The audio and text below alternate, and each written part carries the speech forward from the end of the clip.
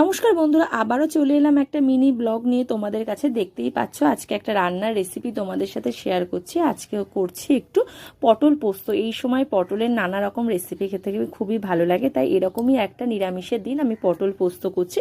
প্রথমে পটলটাকে ভালো করে ধুয়ে নিয়ে কড়াইয়ের মধ্যে নুন আর হলুদ দিয়ে ভালোভাবে ভেজে নিলাম।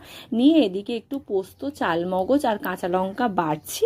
আপনারা চাইলে চালমগজটা নাও দিতে পারেন। এবার আমার পটলগুলো ভালোভাবে ভাজা হয়ে গেছে।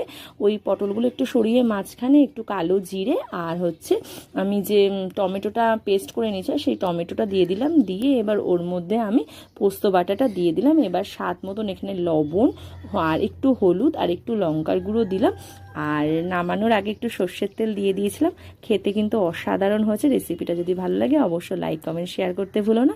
আর আজকে মেনুতে আছে সোয়াবিন দিয়ে, পেঁপে দিয়ে ডালনা, পটল পোস্ত, ডাঁটা আলু বড়ি দিয়ে